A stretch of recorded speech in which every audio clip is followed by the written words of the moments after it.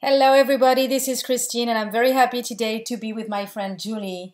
We've known each other for a while, Julie, and I've been telling you and sharing with you my journey when I decided to quit complaining. And we've had so many conversations about this. And from the very first day, or I don't know if it was the first day, but very early on, you kind of, through my story, you kind of had the feeling that you had to do the challenge and you had to go through the process yourself. So I wanted to take a few minutes and to have you share with us why. Why is it that it resonated with you? Right. Well, when I heard about the challenge, I was in a difficult place in my life. I was not feeling like I had a sexy life. I was struggling with my marriage, with my kids. I was unhappy. I was complaining a lot. I was, honestly really being a victim of my life, right? And so I wanted to make a change. I'm a proactive person. It resonated. So I gave it a try to see, how I did with it. Yeah. So The challenge, the invitation that I was sharing with you was to do a 21-day challenge to quit complaining. And the rule is you put a bracelet on your wrist, and every time you complain, you switch the bracelet to the other side and you start over. Mm-hmm. And the goal is to do 21 days with the bracelet on the same side. And I did the challenge myself. It took me 4 months to do 21 consecutive days. And my book, I Quit Complaining, is sharing what I've learned along the way. And I know that for a lot of people, just the fact of having a bracelet and having to switch, it's just like there is so much learning just right there. And so I wanted you to share with us, how was it for you during the challenge when you were you had this idea of 21 days. I don't even know if you went all the way to 21 days, but when you were in that game of, okay, I'm going to try to delay, or I'm going to try to not complain today. How was that for you? Well, at first it was really hard. I didn't realize how much I complained, and definitely my kids kept me honest. They were like, change the bracelet, you just complained. So yeah, it was a challenge, and honestly, some of the interesting things that I found out was that I was complaining a lot about things that I had no control over. So once I got a handle on, first, I think it's diagnostic. You don't realize that you're complaining a lot of the times, right? And then the kids are like, you're complaining, or you hear and you're yourself. Like, no, I'm not. And then you're like, oh, yes, I am.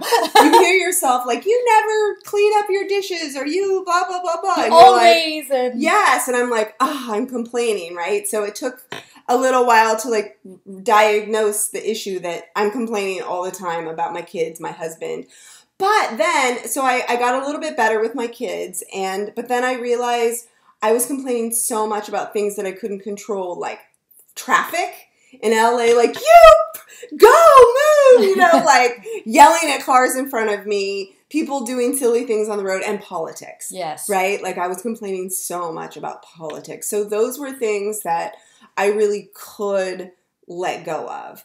And really, I was losing a lot of my personal energy with things that I had no control over. So that was really great to teach me to really like they say, if you can't change it, or you can't change yourself, then you have to let it go. Yeah. So that I did, which I think was really good. But, I really was a victim and in a very unhappy marriage. And I also realized I couldn't not complain about that, because the things that were happening were not okay with me. And actually, this journey helped me to realize, I've got to leave my husband, because these things that are happening are not okay with me, right? But the beautiful thing about it is that I did my work. I stopped complaining. I took responsibility. I took ownership. I stopped being a victim. I stopped blaming him. I stopped giving my power away to him.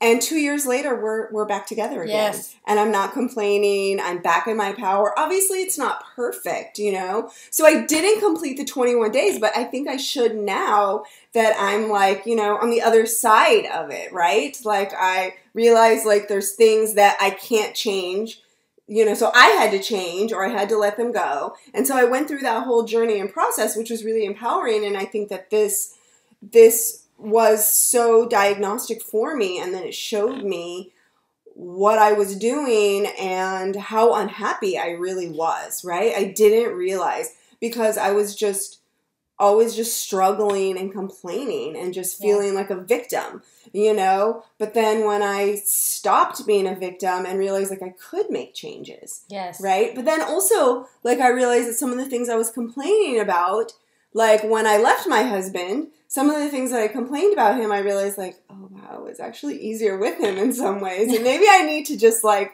not only stop blaming him, but really like know that sometimes things are hard and you just have to work through it, right? Like with kids and husbands and relationships and tough things like that. Like you said, there is the area that we can influence and there is all the area where we can make a change, and instead of being a victim and complaining about it, we're going to be more interested in how can I improve this?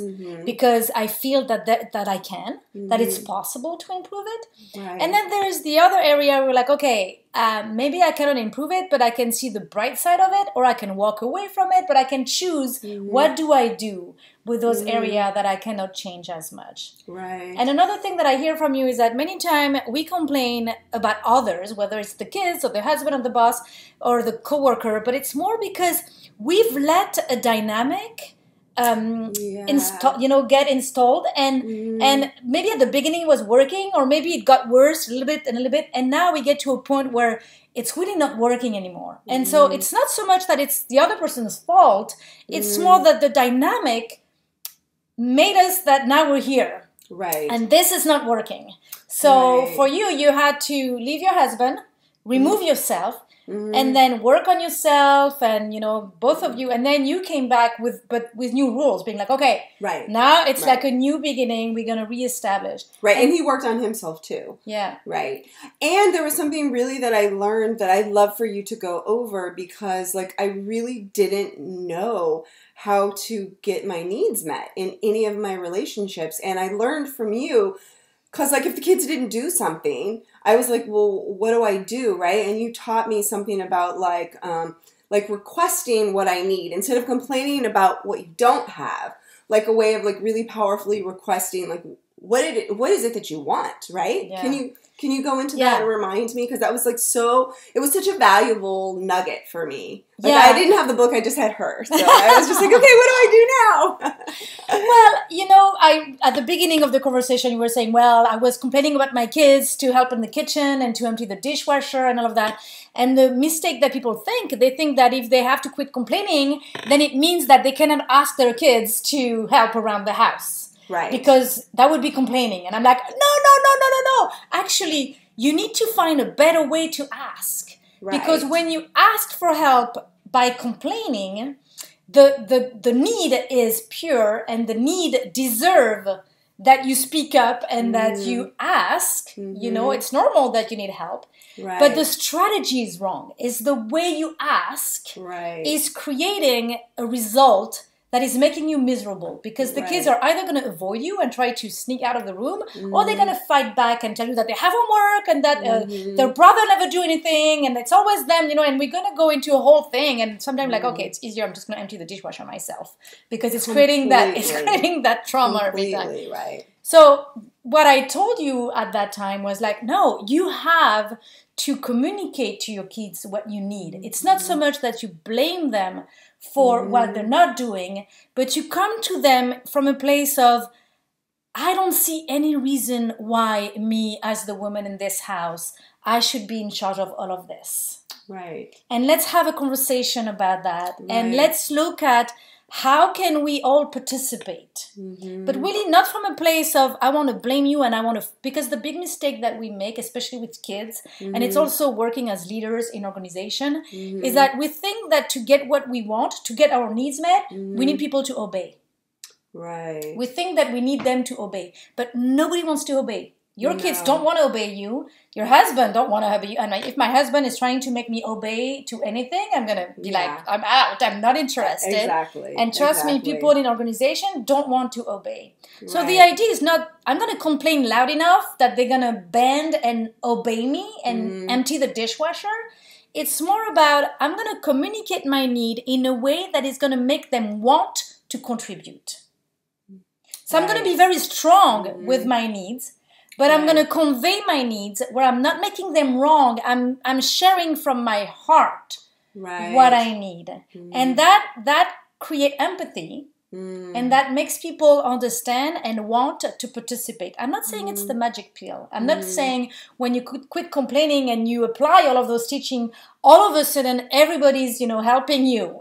But what I'm saying is that it's working way better and it's way more sustainable. Absolutely. In the long term. Yeah, I felt like my approach before in every way with the complaining, and then you're like whining and you're like, being a victim and why don't you help? It's just very disempowering, right? And then you end up giving your power to your kids, to your husband, to your entire life, and you just feel like, hopeless, right? Whereas the other way, it's just so much more like powerful to request and to get people to support you, and it's just such a better option, and it's really working. I think that I was able to integrate so much from the course into my day-to-day life, and it's really, really, really helped me. So thank you. Thank you so much. I really wanted to share your story because there is so much that I can share about my story, and I want to interview a lot of people who are going through the work and doing this challenge because I see their life being transformed, and I want more people to know about it. So thank you so much, Julie. Thank you so much.